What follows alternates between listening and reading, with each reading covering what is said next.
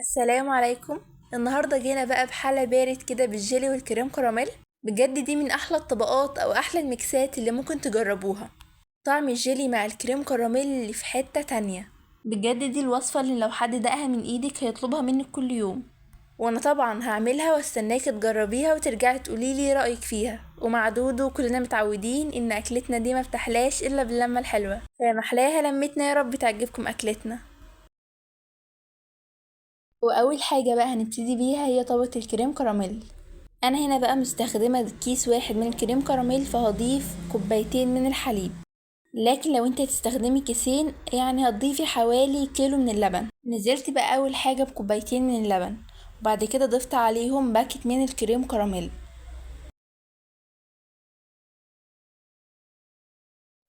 وبعد بقى لما ضفنا الكريم كراميل نبدأ ان احنا نقلب فيه كويس قوي. لازم بقى نقلب الكريم كراميل مع اللبن قبل ما نرفعه على النار. وبعد كده بقى نبدأ ان احنا نرفعه على النار وما نوقفش تقليب علشان ان هو ما يكتلش معانا او اي حاجة من الحاجات دي. وهو كمان مش هياخد وقت كتير على النار، حوالي كده دقيقتين تلاتة هيبدأ ان هو يتقل معانا ويكون زي الفل. وبعد بقى لما يبدأ يتقل هنبدأ نشيله من على النار. بس انا هنا في الطبقات دي انا مستخدمة كيس الكريم كراميل بس، مش مستخدمة الكراميل اللي بيكون معاه.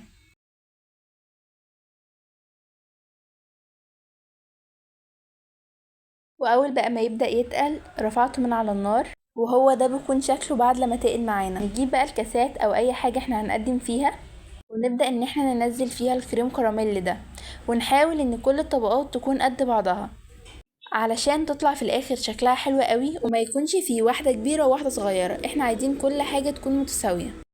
نضيف بقى في كل الكاسات اللي موجودة عندنا لحد لما الكريم كراميل ده يخلص معانا.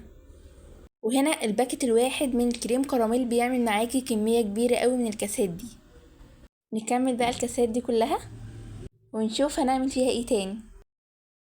لو وصلت لعند هنا بقى ما تنساش الاشتراك في القناة وتفعيل زر الجرس عشان يوصلكم كل جديد. وبعد بقى لما بتخلصي الكاسات دي تبدأي ان انت تدخليهم التلاجة. لازم بقى تسيبيهم في التلاجة لحد لما يجمدوا معانا. ما ينفعش بقى وهو لسه طبقة الكريم كراميل دي سخنة نبدأ ان احنا نعمل الطبقة التانية ونحطها عليها، لأ، احنا ندخلها التلاجة لحد لما بتمسك وتتماسك كويس قوي. لو مستعجلين هنضيفوها في الفريزر هتبقى حلوة جدا. وبعد بقى لما بتمسك نفسها بنبدأ نعمل الطبقة التانية.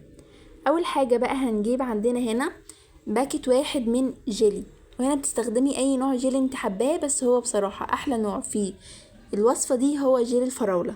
نزلت بقى بباكت من جيلي الفراولة، وبعد كده نزلت عليه بمعلقتين كبار من السكر. والسكر هنا حسب الرغبة، يعني على حسب ذوقكم انتوا بتحبوا السكر قد ايه تبدأي بقى ان انت تضيفيه. ونقلب بقى السكر مع الجيلي كويس قوي، وبعد كده ننزل عليهم بكوباية من المية المغلية. لازم المية تكون سخنة جدا. وبعد كده اقلبهم كويس قوي لعند لما الجيلي والسكر يختفوا تماما وما يكونش ليهم اي اثر في الوقت ده. وانا هنا مستخدمة اكيد كوباية من المية السخنة وكوباية من المية الساقعة. اول حاجة نزلنا بكوباية المية المغلية دي او السخنة على الجيلي، ولازم هنا يدوب كويس قوي مع بعض هو والسكر. وبعد بقى لما بيدوبوا كويس قوي ابدأ انزل عليهم بكوباية من المية الساقعة. انزل بقى بكوباية المية الساقعة اللي عندي واقلبهم بقى تقليبة وبس كده. وكده نكون خلصنا تاني طبقة معانا اللي هي طبقة الجيلي. نسيبها بقى على جنب لعند لما نخرج الكاسات بتاعتنا من التلاجة. وده بقى بيكون شكل الكاسات بتاعتنا بعد لما مسكت كويس قوي في التلاجة. ولازم قبل ما نضيف طبقة الجيلي تكون الكاسات دي مسكت في التلاجة كويس قوي، علشان لو ما كانتش ماسكة كويس هيبدأ اول ما نضيف الجيلي هنلاقيه نزل لتحت، واحنا مش عايزين اي حاجة زي كده. الجيلي يكون بارد معانا الطبقة الكريم كراميل دي تكون باردة معانا. وبدأت بقى ان انا اخد الجيلي ده واضيفه على طبقة الكريم كراميل.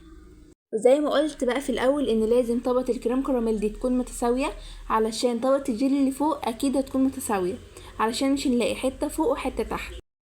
نضيف بقى على كل الكاسات بتاعتنا دي الجيلي علشان الطبقة اللي تحت ماسكة معانا، الجيلي نفسه منزلش. لكن لو طبقة الكريم كراميل لسه دافية هتلاقي ان الجيلي نزل لتحت. ونكمل بقى الكاسات بنفس الشكل ده. وبعد بقى لما بنخلصها بنبدأ ان احنا ندخلها التلاجة. هتقعد حوالي 4-5 ساعات، هتكون مسكت برضو وهتبقى مسكت وزي الفل.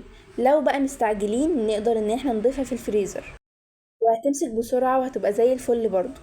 وهو ده بقى يكون الحلة بتاعنا النهاردة. شوفوا بقى الطبقات، طبقاتها خطيرة. من اقل حاجة عملنا احلى واجمل والذ حلة بارد في الصيف ده. حاجات كده ترطب على قلوبنا، تبقى حلوة جدا. ومن احلى الميكسات اللي ممكن تجربوها هو الميكس ده. ندخله بقى التلاجة ونرجع نشوف شكله عامل ازاي. وده بقى بيكون شكلها بعد لما خرجناها من التلاجة. وبجد دي من احلى الطبقات او الميكسات اللي ممكن تجربوها. طعم الجيلي مع الكريم كراميل خطير. وهستناكم بقى تجربوها وترجعوا تقولولي رأيكم فيها. ومع دودو كلنا متعودين ان اكلتنا دي ما بتحلاش الا باللمة الحلوة، فيا محلاها لمتنا. يا رب تعجبكم اكلتنا.